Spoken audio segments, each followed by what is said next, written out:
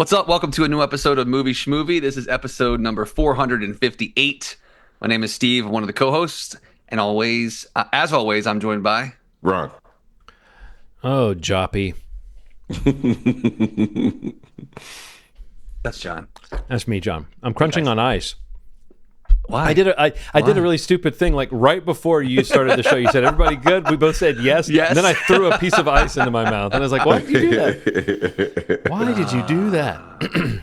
You're a risk taker. I like it. I am a risk taker. Welcome to the show, everyone. We're going to get into Ronald's required viewing here in a second, but we're going to John's required viewing. John's required viewing. Sorry, and we're going to talk a little bit later about some trailers that came out. There's some news items.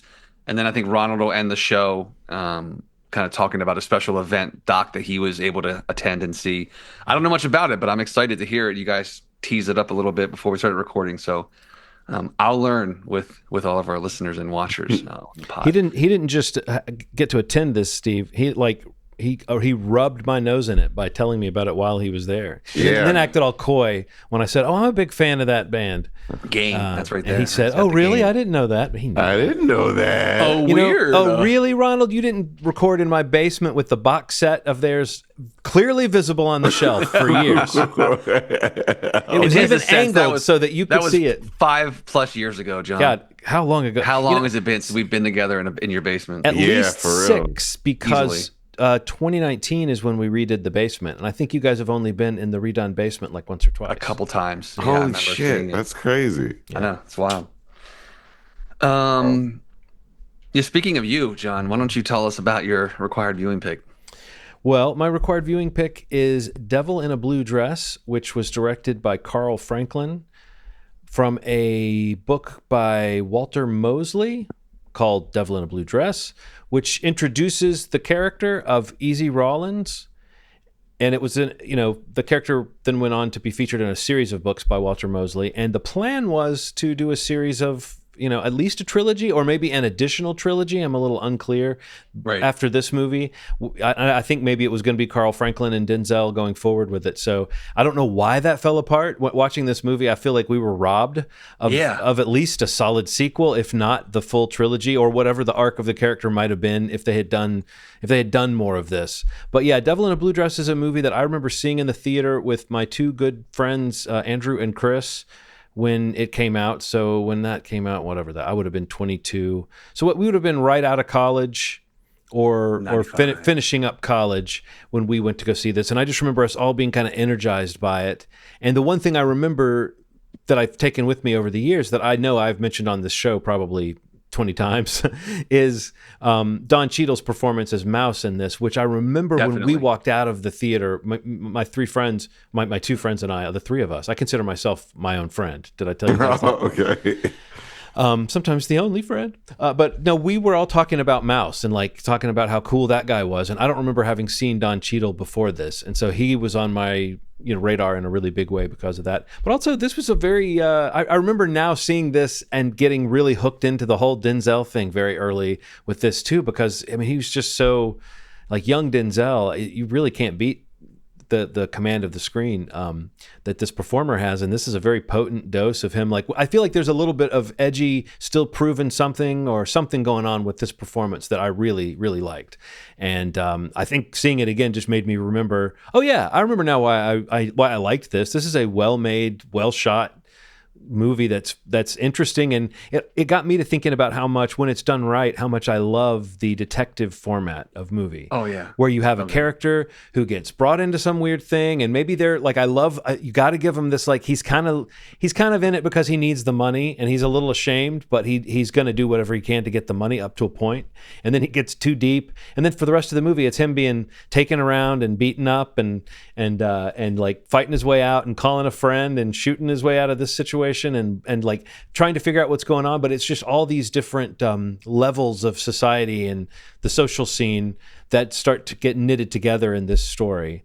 So it's reminiscent of other kind of gumshoe narratives that we might love, like Chinatown or Maltese Falcon or something like that. But I just think it's really refreshing to see it. It's crazy that in 2025 it's still refreshing to see a film like this with a predominantly black cast, where they're really centered in the film, and we see this, but we don't see it as much as you'd think we would.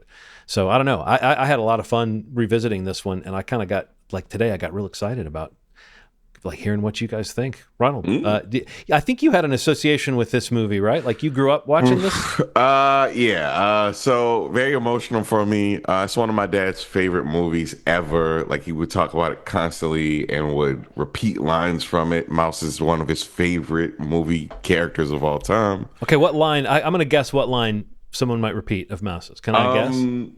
The one. Can I guess before you say it? Yeah, sure.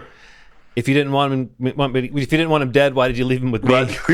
Yeah. He fucking loves that line. He loved that line. And my mom was a Walter Mosley. So my mom was a book a day person. I don't know if you've ever. I don't know a lot of people like this. The book a day people. But are you a book a day person, John? I can be. I'm more like a book a couple, like if I get really into a book, maybe 3 days or something. Okay. But I'll find the time to read it. But I'm not like a speed reader. I've always been like a luxuriating type reader. Yeah. So if I'm reading a book, I'm usually neglecting several things in my life for hours in order to really enjoy it. Yeah, she's a book a day person. And is she a speed reader or is she a genuine reader? You know what I mean? Because speed readers, man, they get it, but they don't get it, in my opinion. She just sits down and devotes hours and hours. She'll just go in her room, 5-6 hours, and just read. It's just something that I've always admired about her. She kind of insulted the fact that I don't have glasses. I'm the only one in my family with glasses because I didn't read enough. They read a book a day, like especially my dad and my mom. So that movie meant a whole lot to me. So I found myself, not gonna lie to you, crying throughout the whole movie because it was like, I remember watching it with them. It's a pretty big deal. And, this is one of those movies like The Wire where I can watch it every couple years and then it means something to me totally different. I mean, this guy was one of the only black dudes in Los Angeles with a house that he owned. You know what I mean? It's like Easy represented this like hope in his neighborhood. And, he was handsome. He was charming. I mean, he stole people's wives. That's neither here nor there. But poor Dupree. Poor Dupree, man. Poor Dupree. But Sleepy Dupree. Yeah. Sleeping through a whole sexual encounter is crazy. But when you actually see the devil in the blue dress and see that it's fucking Jessica Biel's, holy shit. She is breathtaking, man. Like there's a couple characters in this movie that Jennifer Beals, that Lisa Nicole Carson, Coretta, I've always had a crush on her. Oh man. My God. I really wish, I have to say for very immature reasons, I wish she was in the movie more because I thought she had a really cool energy. I loved how what it made me think about was Sinners, was how sexually frank the characters are with each other in that. And the way she's like, let's go just a little bit longer, and then something about hitting that spot. And then what I love was then the narration was like, and I kept on hitting that spot until sunup. Yes, man. It's just such a cool ass movie. And I remember the way that calling Mouse was like a bat call. Like I think, people don't admit this, but everybody has a mouse in their life. Everybody has a person. It's one of those things where, hey, if you don't have a mouse in your life, guess what? You're somebody's mouse. Oh no, you are the mouse. You might be mouse. There's something about that energy. I used to have a theory that mouse didn't exist. Oh, it's like a Tyler Durden. Yeah, thing. I used to have this theory when I watched it that like when he thought about the idea of this person, that he became a little more than because Easy was pretty goddamn brave, man. Like he looked the cops in the face and was just like, some of the things he did I wouldn't have done. Put it like that. And I'm a pretty brave guy. Okay, well, here's a little bit of, I think, the Denzel of this, which I think is like, he's a guy who I think even at this point in his career probably was very conscious, don't you think, of building a character. Absolutely. That not like The Rock where he can't lose a fight, but there's a certain amount of presence and command of the scene that he maintains throughout the movie, that even when he's getting beaten up by the cops in the interrogation room, there's this sense that they are messing with the wrong guy. And I mean, I don't know when Denzel learned to do that, but I feel like it's amazing to see that when he was this young, he was already that guy his energy is just so intense and authoritative, you know? Yeah. And I like, this is one of the few movies, and I think Sinners does a really good job of it too, that creates this like freedom within the world that they're in. And then I don't want to say, Paul Mooney used to have a word for this. Used to have a phrasing for this, but it's a wake up call. I'll shorten it to wake up call. When the racism would come in and be like, oh, these are still black people in this society, you know what I mean? But there was this freedom that they had, you know, when they were like in a club and the white dude's like trying to, like, oh, I want to see the girl and all this stuff. Yeah. But then there's like the racist dude that comes and is like, hey, beep beep beep beep beep. Yeah. You're like, oh, okay, yeah, we're back in the day. We're still here. Yeah. We're still here. Sinners does a really good job of doing that, isolating these incidences to just like not defining these people in that way. And this movie does a really good job of it too. It's not like trauma porn. You know what I mean? It's not at all. It happens to be in this time rather than the time happening to them, which I think is a really weird narrative that I feel like white directors kind of feel like. It's like the 30s happened to black people. People just kind of existed in it and made the best of it and made it look beautiful. You know what I mean? Can I call that something? Because I just was realizing when you were just describing that, it was making me think of something that I noticed when I was a kid. I'll call it the Sanford and Son effect, which is you're watching Sanford and Son, and every white person that enters is a fool or a guy who's trying to be cool by talking jive, or a square who doesn't understand anything people are saying. And it's like you understand the perspective of this show is different from the show where they have the jive talking black guy come in and that's the joke, you know what I mean? And it's like the antidote to that. And I feel like a movie like this, and again, I hate that it still feels fresh. What you said, you kind of mentioned that he might be one of the only black people owning a house at this point. What I loved was how many black people that seem to be owning houses around him. Yeah. And like, I love that scene at the end. I mean, honestly, I got a little choked up at moments. You told me, I hadn't finished watching the movie when you told me about your dad. And so I was watching it with that air. And of course, thinking about my dad, but realizing what a good dad movie this is. Mm-hmm. And knowing the kind of movies that your dad liked, the kind of quirky films and stuff that your dad liked. It's interesting. This movie, a few tweaks in one direction, and it's almost like a Coen Brothers movie. A few tweaks in another direction, it's almost like a Spike Lee movie. Yeah. It really made me think about Carl Franklin. He's not someone whose name I haven't noticed. He's been attached to some amazing things, and he's directed some great television, and his career continues to flourish. This is an incredibly well done movie, and I really think that sense of community that you're talking about, the warmth of that ending scene, where he says, and then I sat on my porch and I talked to my friend on my porch. There's some emphasis there on like sitting on my porch in my neighborhood. And I talked to my friend for a good long while. That really got me. I mean, and I think it's because of that neighborhood being like, oh yeah, this is like working people coming home, and you see like a guy come home from work and sit down in a chair next to his wife. It's just a quick little shot, but he's like, you could tell where he's dressed. It's like, I don't know, he works in a factory maybe, or maybe he works in town or what, but it's like, this is a safe zone or a community. And I really like that the movie feels like it's setting up the part 2 where he's a detective, right? I mean, like, honestly, that's what we even have, like the 2 cops that drive by and don't mess with them, and you feel like, oh, he's gonna have to deal with them, or maybe these are guys he can kind of make deals with. They're terrible, but he can, like, I like the way he kind of made a deal with them, those 2 corrupt cops. He didn't end up having to kill them or anything.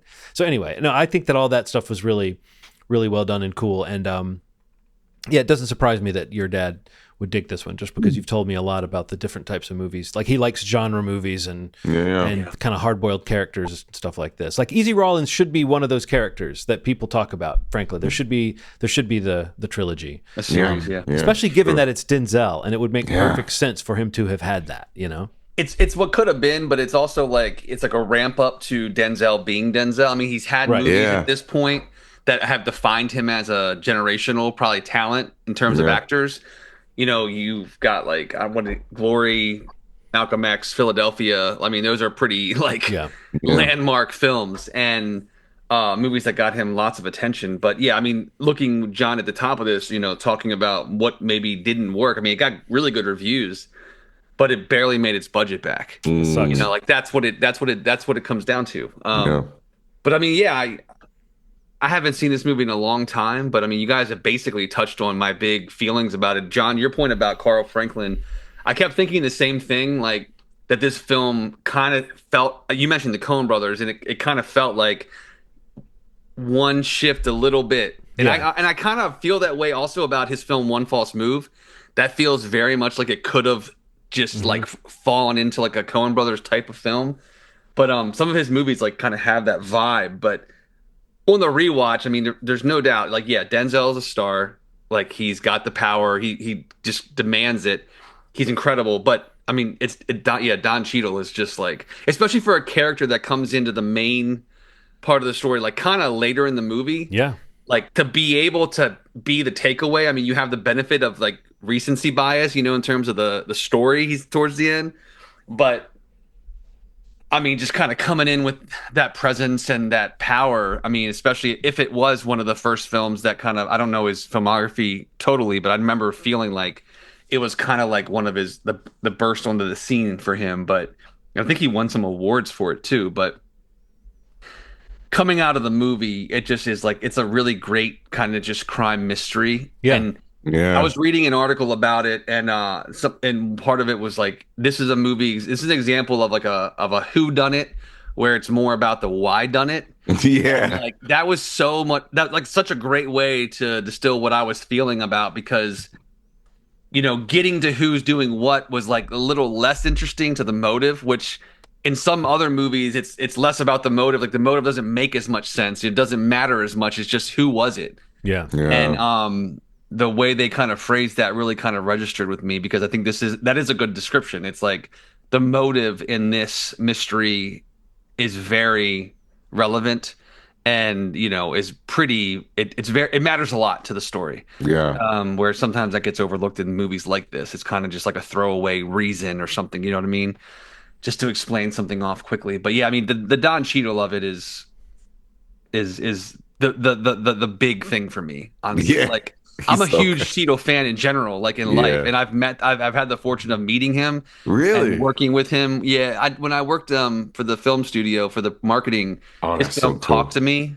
Yeah. Yeah. Yeah. I did the press tour with him. I was one of the people doing the press tour with him when he was in DC doing the rounds for that movie, and got to go to a couple of events and take him to some of the press outlets for interviews and such. And he was just he was just amazing. He was awesome. Like, but yeah, this is always like that first impact of like, oh yeah, that's where I remember seeing Don Cheadle first was was Devil in a Blue Dress. So it was cool to rewatch that. But yeah, this is a great movie. This is a great rewatch for sure.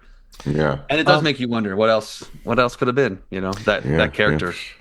Two quick things. One, if this was a Coen Brothers movie, Denzel would get punched in the face more, and he would fall back more like this, and it would be just like 5% or 10% funnier. Do you know what I mean? Like, but it almost had that. Like, it was already pretty funny. That's what I'm saying. It's like it is. It would just be a little bit goofier. Everything would be a little bit Goofy. more played for laughs, goofy. or just more heightened in that way. But the other thing is, and there's something that I mean, honestly, one of the most interesting things in the movie, and I even looked up the screenplay online to see what they call this character, a character called the Woodcutter. Oh yeah. He was cracking me up. man. I did not write notes down, but when I was trying to remember what I wanted to ask you guys about for this movie, Who is that guy? the phrase I came up with was the tree thief. Yeah. It seemed like he wanted the trees, but he was a neighborhood guy. At first, I thought maybe he was trying to get work and they didn't have money to pay No, him. But then it just kind of seems like trees. he's trying to get their trees, Yeah. and they keep running him off. And pretty much that's all they do in the whole movie is like, get out of here, you. And he even says like, go on, get, or whatever to him. Yeah. But what I thought was funny in the movie was that he does that once the payoff is in the middle of the movie when he's saying Zekel, and he's like, no, get back. And I thought Denzel was pretty good in that scene. He's really being kind of mean to the guy, and the guy's trying to warn him that there's a guy about to club him. But it's just a funny moment, and you feel that coming maybe as a viewer, but you also see that to Denzel, it's like, oh, this guy, but it never lets up, and it keeps being like, you get out of my yard and stop trying to take my tree. I just was. And then he's like, he took 2 of my trees in the backyard. Yeah. He's like, what? He just taking trees.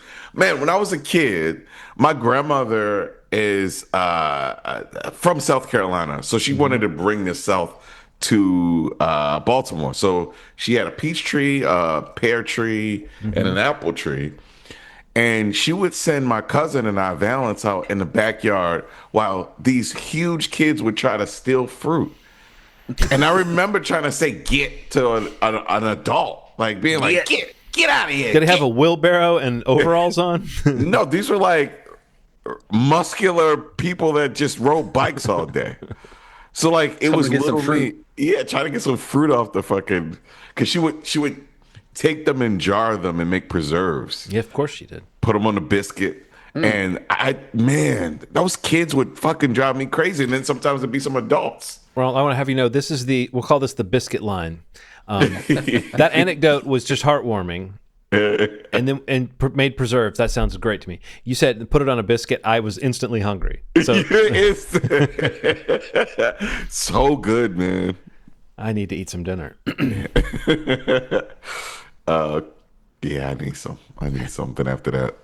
But also, you kind of alluded to this, Steve. The storyline. Movies like this work well by kind of keeping you guessing. But I liked how, I don't know, Walter Mosley, I've never heard him speak about the creation of this, but this really feels like he's very consciously creating like a traditional, yarn in this world in this type of this, genre, I guess, because he gets in all that stuff where it's connected to politics and it's connected to like there's the why done it is it goes across all these different groups.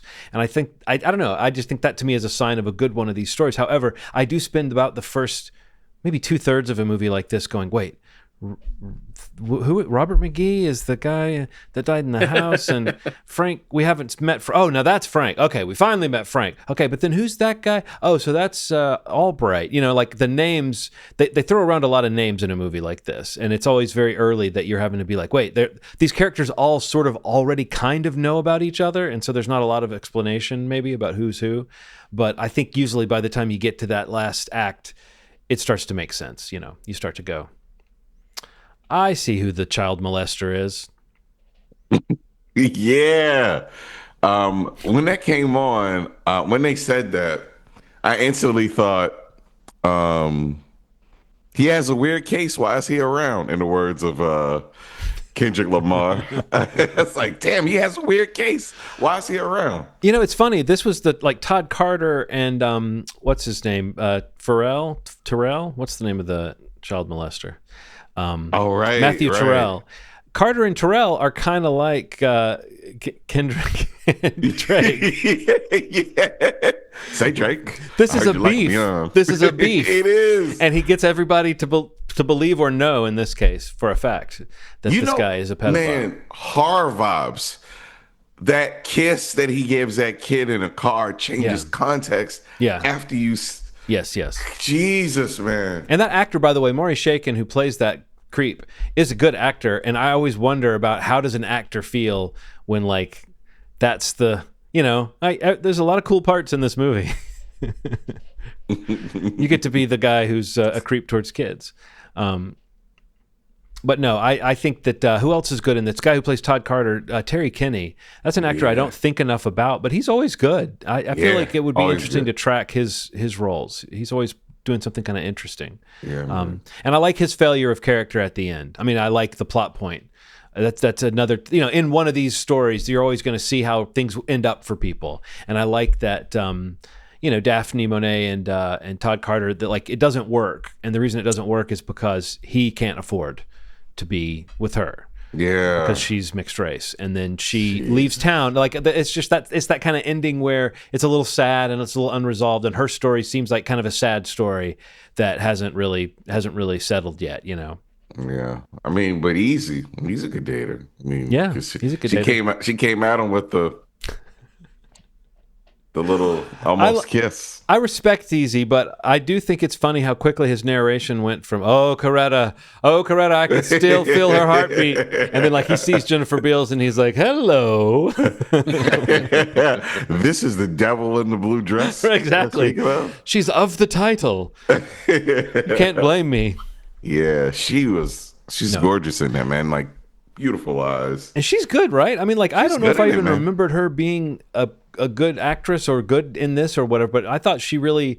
There's this assignment when you are kind of the femme fatale in a movie like this, of like, you have to be able to sort of draw all this attention and everything, like the mannerisms are so specific. Do you know what I mean? Like it's a performance, and it's like every mannerism is meant to draw somebody in, or fool somebody, or maybe pull someone deeper in, and then you know there's always that point where it gets more emotional and more real as it goes along. Yeah. I thought she handled all of that really well. Like I think she was a tragic character to me, and I don't think that would have come across if she wasn't doing a good job from an acting standpoint.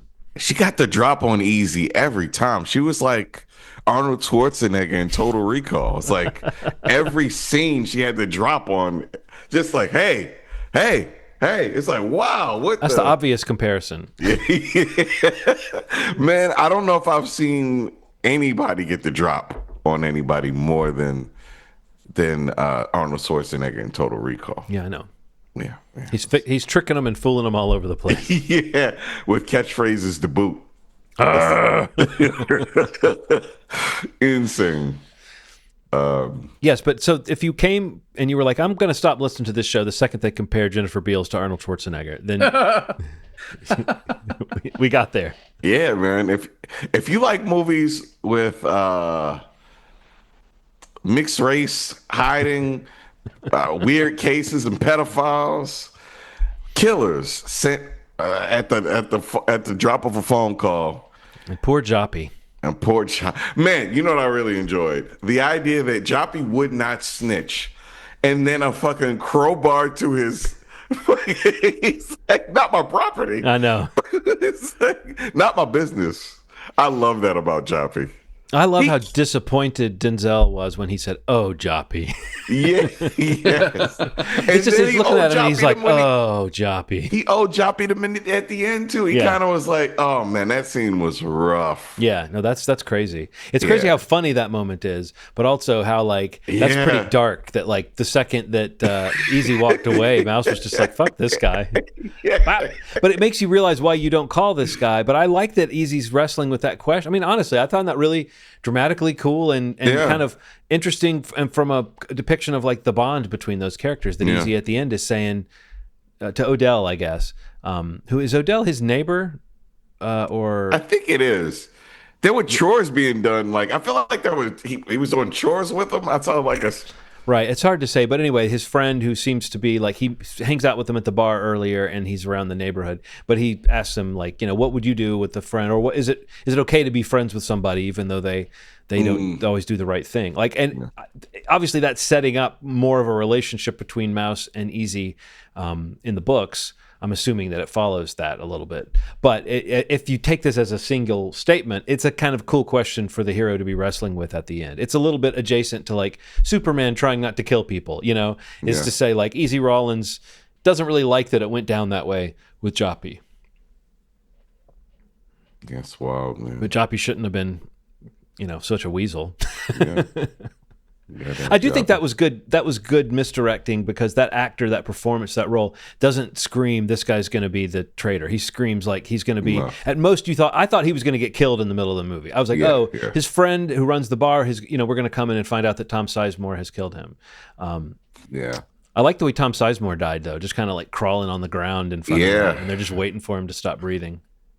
He seems so nice at first. The scene behind me. It's this one. Yeah, he seems so nice at first. And he's dropping M-bombs and eating his bologna sandwich. Like, God damn, man. Oh, okay. The insult was drinking his booze and then saying it was cheap shit. Yeah, it's like, yeah.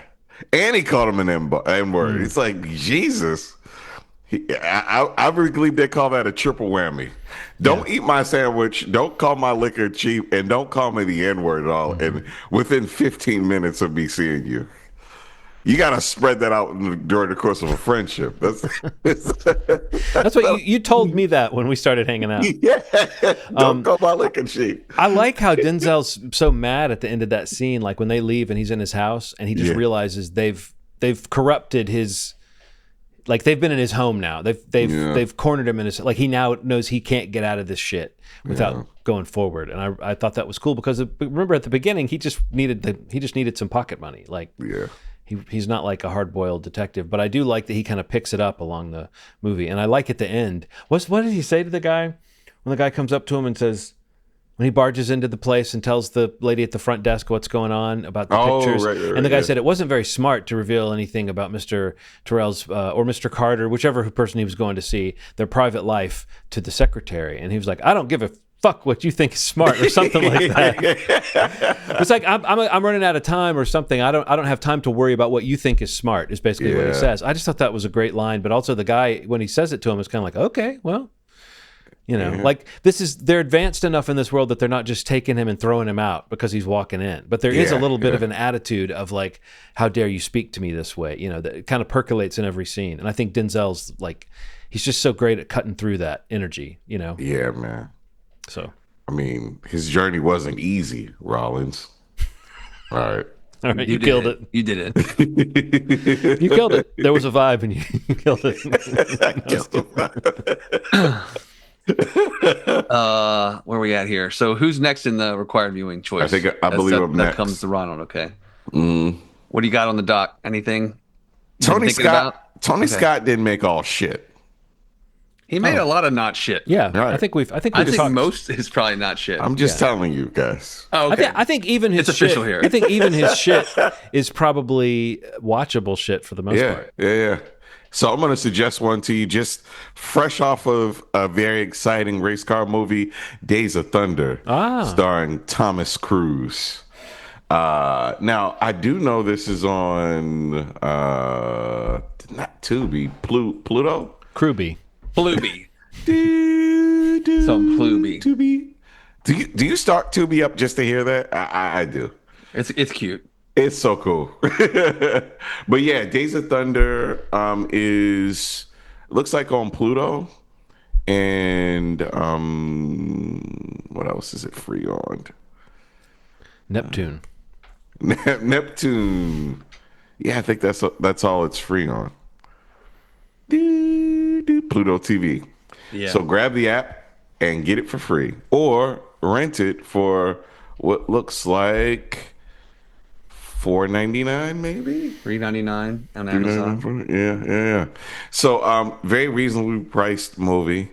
It has gotten a little magic dust put on it within the last couple of years, I've heard. So, Oh, really? Yeah. So, this might be worth checking out right now. Tony Scott, the 1990 movie Days of Thunder, fresh off the heels of F1 the movie. Fresh off the heels. Fresh off the wheels. Fresh off the wheels. Missed it. I did. Yeah, no, this is going to be fun. I haven't watched this in forever. Me either.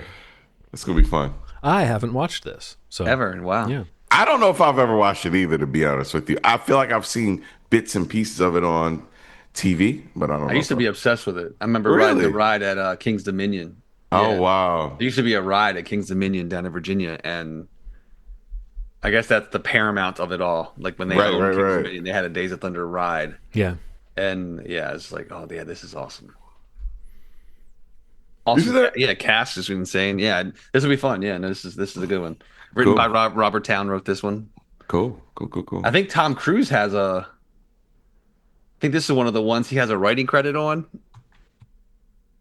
Hold on, I need to check that now that I put that out into the world. He's got like 2 writing credits. I remember reading. Oh yeah, Days of Thunder wrote the story, and he's got a writing credit on that SpaceX project that he has coming up here. Is this where they met? He and Nicole?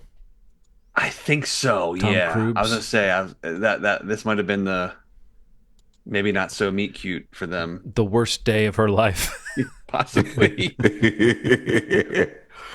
It all changed. But power couple, like that's something that Oh we my don't God. talk about much on this show. But Yeah. power couples. Was there a bigger one in the 90s? I don't know. I don't think so. Maybe. I have to think about that. Come back on the next episode with that. Yeah. Good pick, man. Looking forward to rewatching that. Cold Trickle.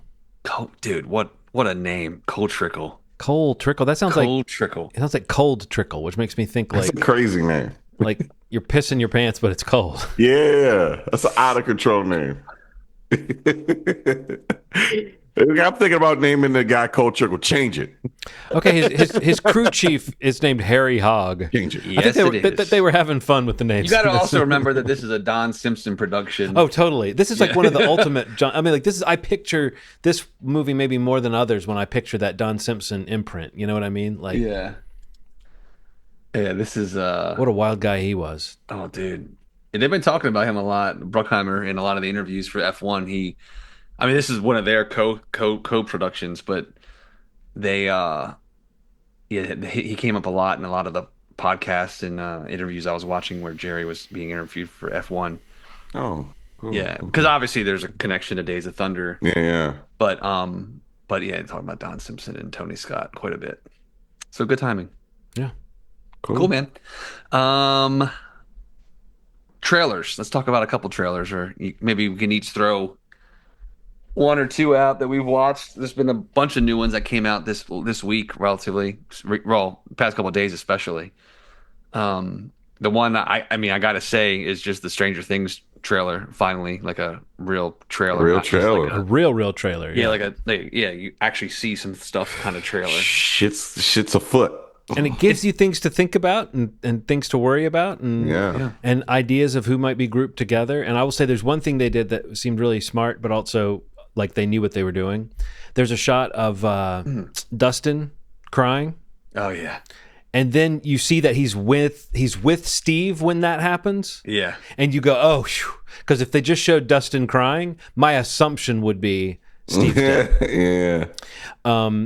But I have to say, there's the characters I'm the most worried about. I mean, I think Steve is the character that I care the most about his arc and his story. That doesn't mean I don't want him to. I mean, it's like he could die in a really great way, but I care the most about his story and where it goes.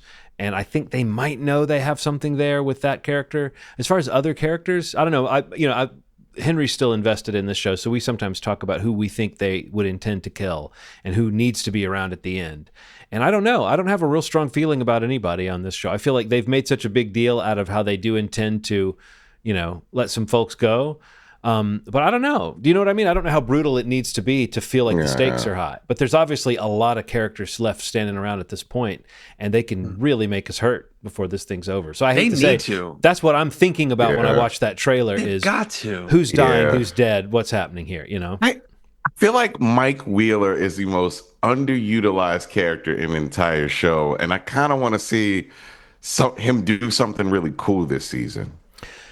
Okay. I feel like, what are you gonna do, man? You're just gonna spaz out every time some shit happens? Like, do something. Are we gonna?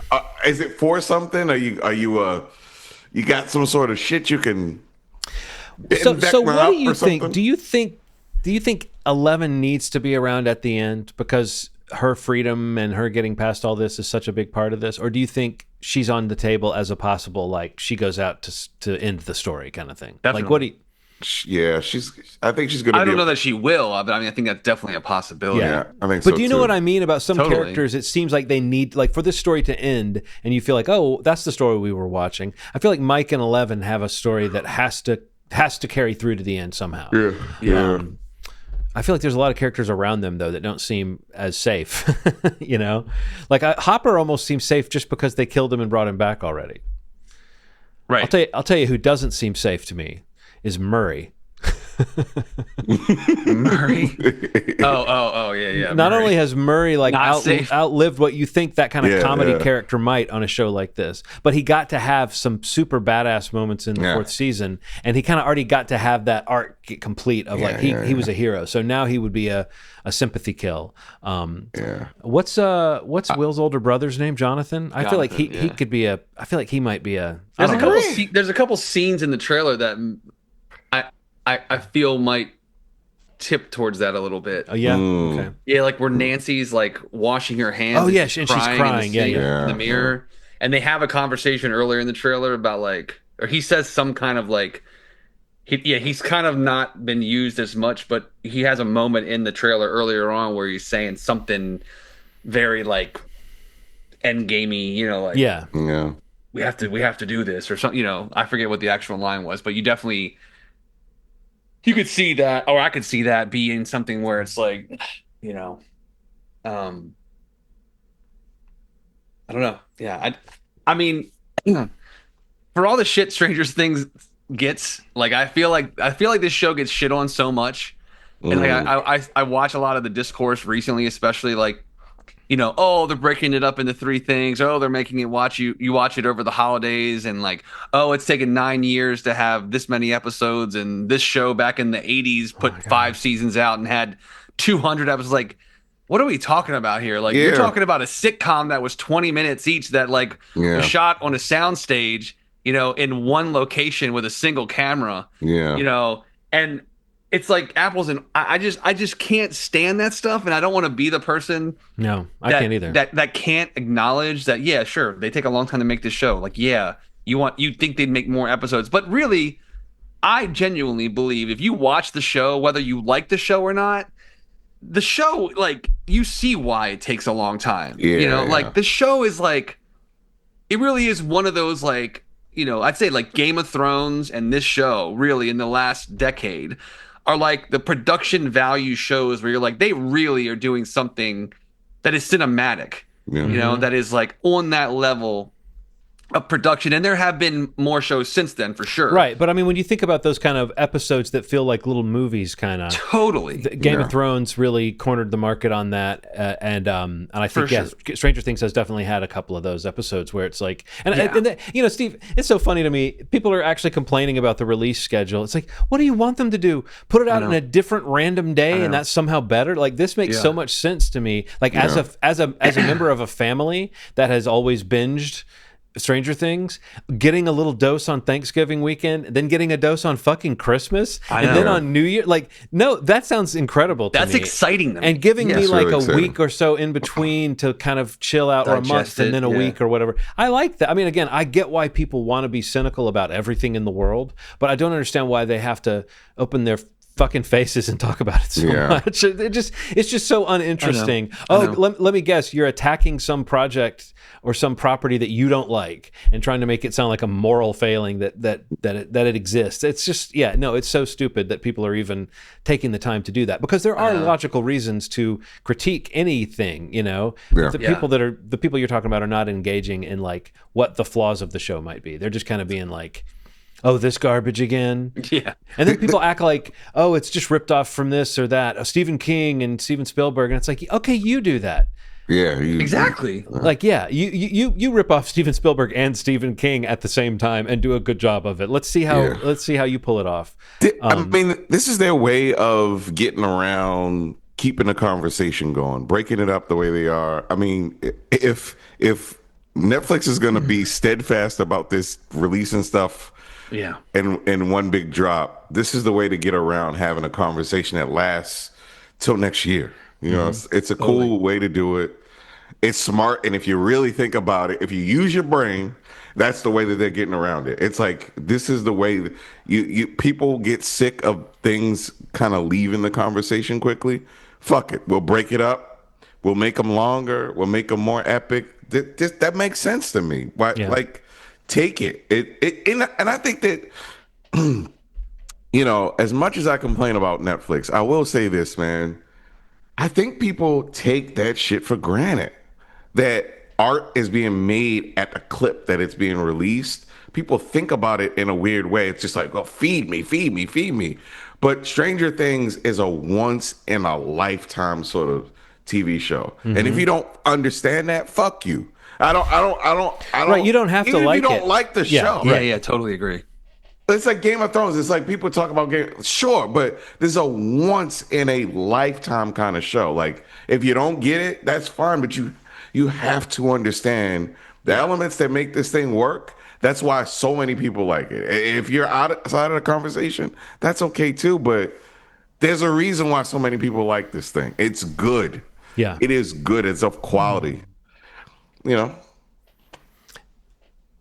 But yeah, I mean, but the trailer looks huge. I mean, the production looks awesome. My favorite shot might be Hopper throwing the two grenades or whatever he throws behind him. Awesome. It's just such a cool shot. So good. So good. Yeah. Yeah, I don't know. Like there's a lot, I would say there's a lot of the same vibes, you know, like of what you expect from Stranger Things as a show. Yeah. But, nothing really surprises you in terms of imagery or setting or anything, but they could be holding a lot back. We don't know. And I hope they are, you know, I hope they do. And I hope they're not like putting too much out there and it doesn't feel like they did. But, you know, it's got the beat, it's got the song going, a song, some sort of score music going through it that builds. And, you know, I feel like even, you know, people that maybe are down on it, you know, hearing people talking to some friends that were kind of more negative, but like you watch the teaser and you're like, wow, that actually reminds me that it is a really entertaining show, even if you don't like love the show. But I genuinely do. It's one of my all-time favorite shows, period. And it's sad if it ends and how it ends, and I'm excited to see it. But it was awesome to finally see a trailer, and I couldn't be more excited. It's. I think we talked about this earlier, like the excitement or the anticipation for the year. I think this was one of my three. You know, like it's the thing right now for me, for sure. So I can't wait to see it. Well, I mean, every time I'm like, man, I don't have any shows that I'm really just living for right now. Yeah. Like Poker Face, which I enjoyed, just wrapped up. But it's great. But then I'm looking up ahead and it's like, oh, Alien Earth is coming. Peacemaker season 2 is coming. This is coming. Like the fall into the winter or late summer into the winter is going to be, there's a lot of great television coming. Yeah. And some of it's going to be hitting us week to week and some of it's going to be hitting us in big doses. But yeah, it's like, we're just in a slightly quiet period right now for like some kind of prestige show or another that I find really exciting. But I don't know. Are you guys watching anything that's really got you that's airing right now? I'm watching Stick and Smoke on Apple TV Plus, and those two are bangers. I haven't started Smoke yet. I absolutely love Stick. I finished that. Stick is so good, man. It's so good. You see this last episode? Yeah, it's incredible. I love the show. Like Aaron and I watched it together. Wait, so Stick and Smoke, those are both shows. Yeah, two different shows. Two more S shows for Apple TV Plus. Same with the S's, along man. with Slow Horses and they've got a marketing unit they released for like the Emmy nominations. Where they were kind of making fun of themselves for all the Emmy noms. Shrinking. Like, all the S shows. Yeah, it's like C.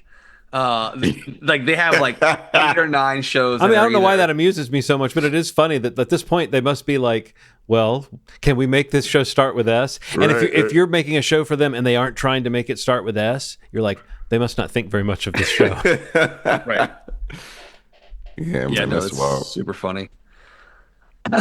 Well, so one thing I want to talk about, just because I thought it was really crazy that we're in that phase where stories hit the press and the director for Fantastic Four, Matt Shackman, has been doing interviews and stuff, but it came out today, or they confirmed today, that an entire subplot involving John Malkovich as the Red Ghost, who has an army of like super intelligent apes, that was cut because there was a lot going on in that part of the movie and they had more than they needed. And I mean, I think it's been known for a while. Maybe they were trimming it down, but I don't know if you guys noticed the length of this movie changed relatively recently. The estimated length used to be upwards of 2 hours and now it's like 155. Oh, wow. So it's possible they chopped some stuff out of the movie relatively recently, getting it set for release. And I'm just wondering, like, does that not seem strange to you? If John Malkovich was supposedly really good in this part, like, do you just leave it in because it's John Malkovich and you don't want to piss that guy? I feel like John Malkovich could he might come murder you in your sleep or something. I don't know. He seems like he might be an angry guy. But also, maybe he's such a professional that he understands these things happen. Or maybe there's talk of him taking on a larger role in a future film, and this was a convenient way to cut him out of a kind of smaller part. I don't know. What do you think of that, the news of that, and also just the fact that a trailer was released with his image in it, his character in it, and now he's been cut out of the movie? Does that speak to anything behind the scenes, or do you think this is just the usual Marvel tinkering up to the last minute? That's wild. I think this is a tinker thing, especially because I also read today actually that it's like the most screened film of any of the MCU films, like in terms of test screening and focus groups. Boy, does that not surprise me, though. They've really got to make this one land, right? Yes, and word is that they have, but I totally believe and understand, and I think for sure this is a situation of what worked best for the movie made the final cut, and whether it's used in the future or not, I think because we talked about it many times on the show. It's like they have to hit a home run with this. Yeah. Whatever a home run looks like in today's movie landscape in terms of box office or whatever. I'm not saying $1 billion. I don't know if that's even feasible for this film. I don't think it is. But like, the $1 billion is like Grand Slam territory at this point. We're talking, if it can get to 6 to 7, I feel like 7 is probably what they're hoping for. But like, I think they are literally pulling out all the stops to find the best possible film that they shot and to put that on the screen. And I'm not surprised that if something distracted from Galactus or the Silver Surfer, which are these named things that people knew were coming and have been a bigger part of the trailers. Yeah. I'm not shocked at all that they're like, this needs to go, especially if it can go and the movie remains cohesive and stronger for it. Yeah. I mean, honestly, I love yeah. that runtime. When I heard an hour 55, I was like, that sounds good to me. That does sound good. That sounds like it could hit the ground running and keep moving. And I will say that the trailers they've released that give you a little bit more of story, and they've finally shown us a little bit of, Reed Richards' action, like him climbing, where you can see how the stretch might be used. Yeah. It was pretty cool, I thought. I think that this is a story where they have... If they've got a good story, the trailer indicates to me that they've done a good job of world building. I like this kind of retro 60s alternate MCU thing. I like the fact that these 4 characters, they've always been a classic team because their powers are so visible and visual, and you can see what's going on with it. So I think they have a chance to do something really exciting. And yeah, maybe you're right, Steve. Maybe it's a sign that they're like just winnowing it down to the most efficient delivery system possible. So I don't mind the runtime at all. I do, as a comic book nerd, John Malkovich having an army of super apes and we're not going to see it. That kind of bums me out. I feel you. But maybe that'll be the kind of thing that ends up on a DVD if anyone ever does that anymore. Do people still put out deleted scenes? I realize as I said that I'm one format back anyway, because it's not even DVD, or several formats back, but DVD is not what we call that anymore, old man. You would just call that physical media. But like, I wonder though, if it's an actor that they've cut completely from the overall thing, that feels like the kind of thing they wouldn't put in a deleted scene, because that kind of feels almost like a cleaning up the universe type thing of saying, we're just not going to introduce this element at all. Whereas deleted scenes always seem to me like, oh, Marvel puts those out if they sort of fit the model of the story they're doing. Do you know at all what I'm saying? Like they don't, for sure. They don't really give you that much. At least my impression is there's not a whole lot of really looking behind the curtain involved in the Marvel process, the way that they do the, whatever featurettes come out. They seem very EPK to me. They don't seem very in depth. I guess they do some stuff on Disney Plus that's a little bit more like in-depth making of, but it still doesn't feel like they're really telling you the ugly story of how these movies get developed. Yeah. But anyway, there's still actors in the movie that we haven't really seen, like Paul Walter Hauser and Natasha Lyonne and stuff. So we know there's surprises to come. But I'll say this, I'm fine with, I know a lot of people are incels, and so they're mad that the Silver Surfer is a woman. I'm fine with that. I don't like the human eyes in the silver face. It's creepy to me. I like just the silver. To be silvered over. I just think it's a cooler look. Same. I feel like the human eyes look weird to me. Yeah. I kind of like that too. I wanted them to be silvered over. Yeah. Galactus looks incredible. I know. It looks incredible. And I want that fucking I want that Popcorn bucket. bucket. That That's thing's like like $80. $80. I know. I saw that. Ronald, Get I thought outta of you. here. I almost was like, you know what? I'm gonna, because Henry was Henry wanted a Superman related one, and I was looking around. Henry Did you really see loves that one? Superman. Yes, it's insane, but it's also expensive. The beam going there. God, things like. But by the way, that is like Henry has continued to be really enthusiastic. Although I guess last time we talked, I hadn't seen it the second time. Okay. But he really loved it. I got a sneeze coming, guys. He really loved it. It got past that teen cynicism in a way that was really cool. Yeah, yeah. Not that he's the most cynical of kids, but he's gotten to that age where he doesn't act hyped about something if he's not hyped. But he was like wanting to wear my Superman T-shirt, and stuff like that. So, cool. Hope I'm not blowing up his spot out there. If anybody that thinks my son is cool is listening, he wanted to wear his dad's Superman T-shirt. But it was extremely endearing. It was the most endearing thing in the world. And he was like, oh, this doesn't fit me too bad. And I was like, you can have it. Because it's like, that never happens anymore. He never wants. That's really cool. It's like he used to want to dress like me. Like if he saw what I was wearing, he would run upstairs and go put on the outfit he had that was the closest to that. And now I think he would try to go like, oh shit, I'm accidentally wearing something remotely like my father. Let me go change. Yeah. But I think the positivity of it honestly spoke to him. In a very sincere way. I think he really liked the message, and he said the same. I think he liked the same thing about Thunderbolts. The fact that it was so like positive about growth and people opening up and stuff. So I don't know. I think there is something going on with this current crop, even though Thunderbolts wasn't a hit between it and Superman. I think there is there's a tone.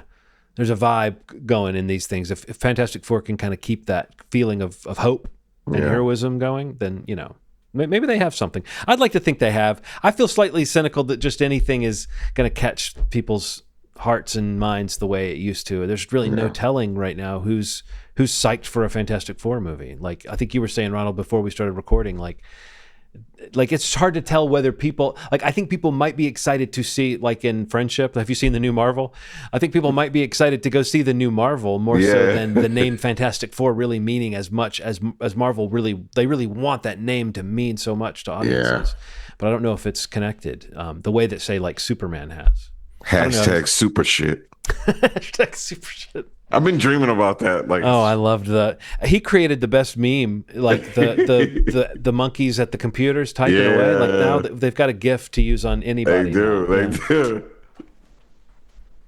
What other trailers have we seen?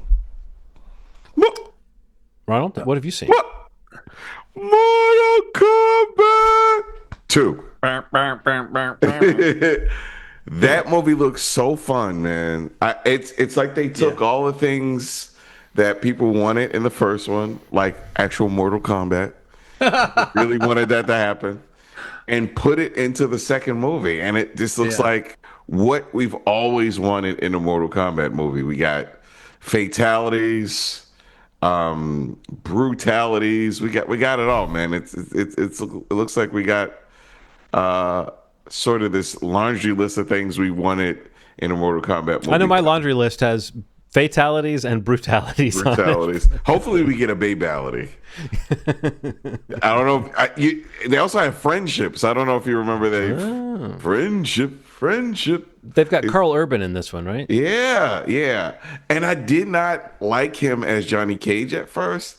But now that I see that this is like an older Johnny Cage, a washed up movie star that's kind of coming to the netherworld to fight, I think that's really cool. I think it's what they're doing is really neat. And you can't go wrong with him, man. He just I love him. Yeah, looks really cool. I like that in the trailer. They kind of like at least play up to the point of like that. Actually, I think it's at the end where he's like, I think Kano's like, you had no powers. Yeah, and he didn't do the ball thing yet. Like hopefully they show him do. I think that hopefully they hold that though. I hope so too. That'd be cool. No, I'm super. Yeah, I mean, I honestly like Mortal Kombat. That was one of those COVID HBO Max day date, that broke the whole. What was his name? Jason, the guy that was at HBO, or I forget his name. That kind of pushed the whole, like, kind of broke the relationships with certain filmmakers, but But yeah, it was in that bucket of like movies that still were coming out in theaters, what version of it was, but it kind of was one of those like same day things. Kind of like the Kong film was, but still did pretty well. Yeah. Um, but yeah, that movie was still fun. I enjoyed that, but you did leave that where you're like, I actually want to see some Mortal Kombat now. Yeah. And that Yeah. and then you feel like in this trailer they kind of get to it within like 10 seconds of like, oh, he's transported and he's in Yeah. Mortal Kombat. Like it's Yeah. see it happening, which I think is is pretty awesome. But yeah, I I like Carl Urban. I was questioning it too, like is he Yeah. the right person, maybe a little older. But yeah, the angle that they're going is definitely washed up or has been 90s action star or whatever they say in the trailer. Yeah. Um, but yeah, I'm definitely in. Obviously, I'm I'm excited to see it. It looks fun, man. Yeah. Uh, what else? Anything other trailers you guys want to mention? I don't I think feel like there that's was it. another one. Oh, the Luca Guadagnino one I sent. I don't know Oh, if you either of you I haven't watched watched it. that one No, yet. I But haven't that watched what's it it yet. called, like After the Hunt or Oh something? yeah, the Julia Roberts thing. Yeah, I was just like more Julia Roberts is always a good thing for me. I But saw where Andrew, somebody said, "Oh, Luca Guadagnino is doing Tar," but I didn't watch the trailer, so I don't know. I haven't seen Tar either, Oh, so okay. that's Oh good. man, Sitar. See Tar. Sitar Um, Tar. But yeah, awesome cast. Andrew Garfield, Ayo Edebari's in it. Michael Stolberg. Yeah, it just looks good. I No, mean, great, like it's a great cast. adult drama, thriller, mystery, possibly. Uh, and yeah, you don't see lots of those anymore, especially with like movie stars. You know what? At least what Mm. was movie stars. Right. Blending the old and the new in terms of what a star looks like these days. But yeah, I'm a huge Julia Roberts fan, so I love I love it. I love it when I see her, especially in movies, that are getting theatrical releases. She's done a lot with like Amazon Prime and I think maybe Hulu, and I've loved that stuff too. So I'm excited to see her in this. So yeah, After the Hunt. After the Hunt. Well, Ronald, do you want to close us out with the special Yeah, tell screening us, that tell you us. attended? Sure. A couple days ago, I was invited by my sister, and my sister also invited my mom to the State. Is that the name of the venue? In Virginia, the Zombies documentary "Hung Up on a Dream," directed by Robert Schwartzman. So it was a hybrid screening. So they had the screening of the doc, and then a Rooney X Zombies performance with Colin Brunson. That was just So Colin Blunstone was there. Was he the Blunstone, only? yeah. Was he the only member of the band that was there? yeah, he Or- was the only person there. He was the only person there. But he's the voice, which if you know the Zombies, you Yeah. know, like The Time of the Season is the big song that people might know. She's Not There is another one people might know. Popularized from a tampon commercial. But it's like if the Fucking different crazy. British invasion bands had kind of like an angle, the one I always remembered people talking about with this band was like, oh, the singer, he's got a great like pop voice, a really good balladeer voice. But I was I don't know, I was in my mid-20s, I guess, when I worked at a record store, and the guy who ran the store was a huge fan of particularly their second album, Odyssey and Oracle, which Yeah. came out in 1968. And I mean, it's got 3 or 4 songs on it that I just love to death. A song called This Will Be Our Year that has been remade by a lot of people, but that's a great song. A song, Time of the Season, which you may know. Friends of Mine is another good one. And then the first 2 songs on the album, A Care of Self 44 and A Rose for Emily. These are all like, when you hear them, you just go, I guess these might have been played. I may have heard these before, but they sound like songs you would have heard before because they're so catchy and they're so different. Like they're slightly different from what, like, oh, the Kinks were doing this and the Who was doing this and the Stones were doing this and the Beatles were doing this, and the Zombies had their own kind of slightly more soulful, wistful quality to them. I don't know. Did they get into that at all in the movie? Like what made them different from the other British invasion Yeah, bands? for sure, man. Like some of it was, well, a lot of it was Colin Blunstone's voice. Like that was hit on pretty heavy. There's a scene that's really cool where they talk about the first time that they started going on tour. So it's like Nina Simone, Patti LaBelle, and like Aretha Franklin, and they're all like moving around and like they're singing while they're moving from going from city to city on these soulful sort of songs, and they kind of ask, they're like, "You white boys, can you sing?" Like, Colin sing like, and he sings, and nobody says anything, right?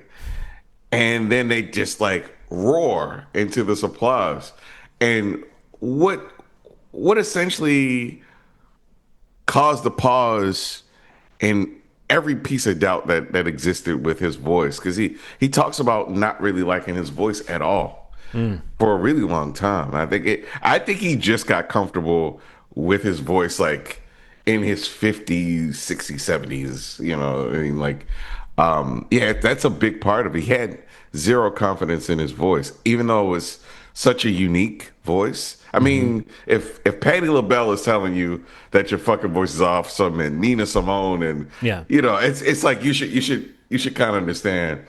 And this is one of those cautionary tales, man. This is a classic tale of a very talented group that didn't make any money, and that pivotal album becoming essentially their last because they didn't make any money from it. Like it they had already broken up by the time the album came out. Yeah. And it really kind of it's one of those albums that just kind of picked up steam way later.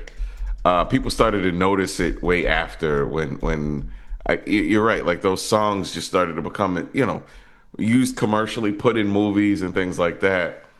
And man, I gotta tell you, this man hasn't missed a beat. He sounds insanely good. Colin Blunstone singing now.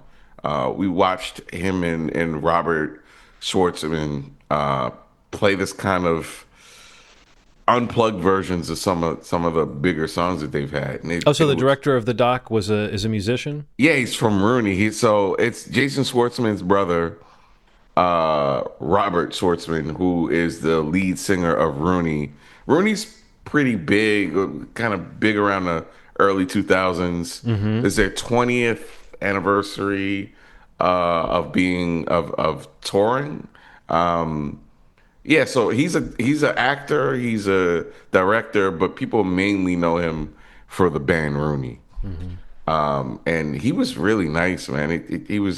It seemed like it bothered him pretty badly that of all the bands in the British invasion, that they didn't have any sort of documentary that he could find. He couldn't find one. So he felt like he could do the definitive one because he loved them so much. And it really does feel like as complete as you can make a documentary. It's so emotional.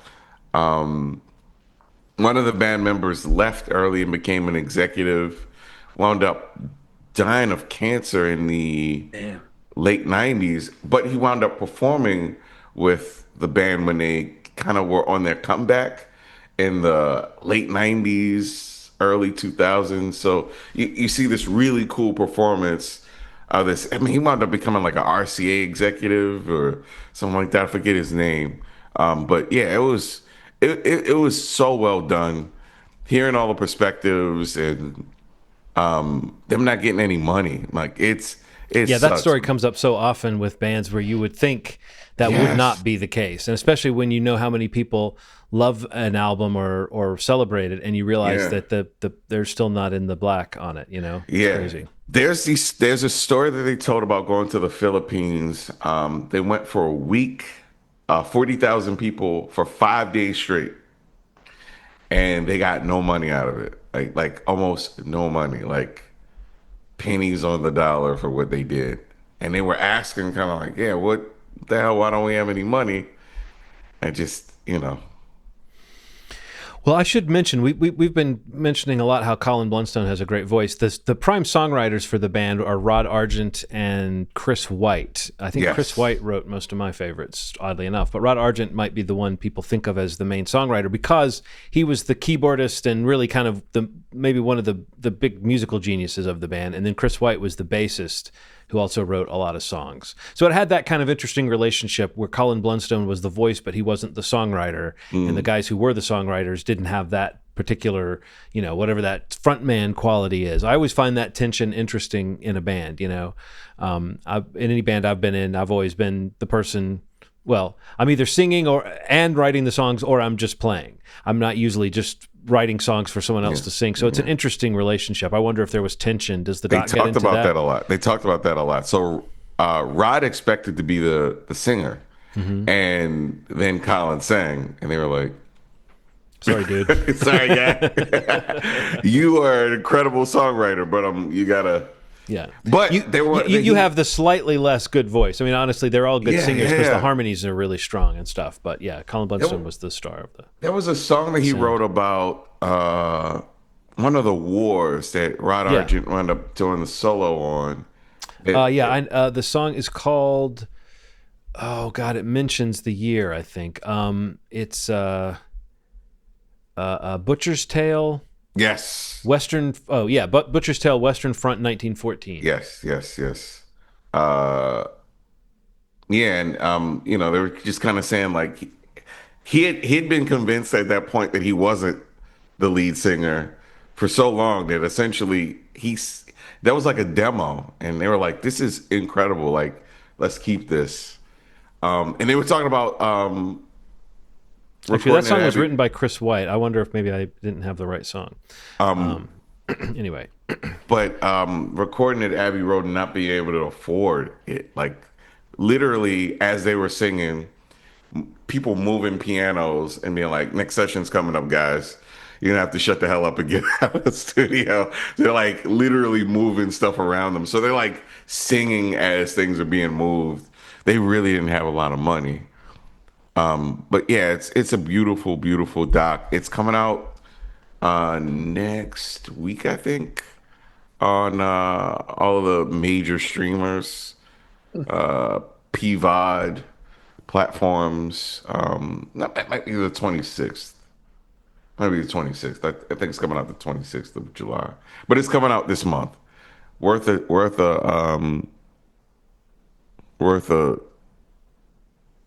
listen, man. Worth a listen. I think because it's both. It's like listen to their music, watch the documentary. And Robert Schwartzman did this incredible documentary that So you're saying we should put that documentary on, but we should only listen to it? Yeah, only listen to it.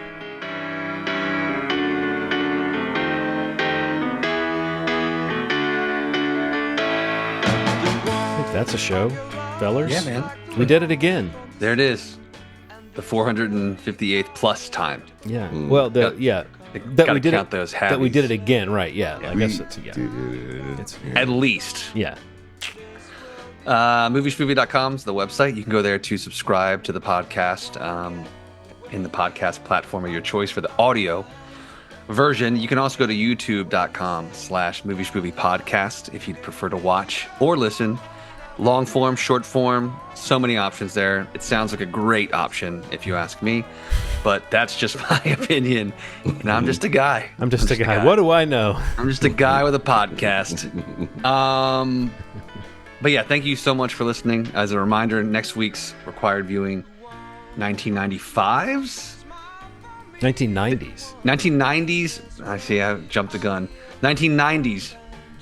Days of Thunder. One. Who'd you say was on? Pluto TV. Pluto. Rental. It's on Auga. Yeah. Just find it. You should watch, and we'll talk about it next week. Thank you so much for listening, and as always, you've made our day. Thanks. Bye.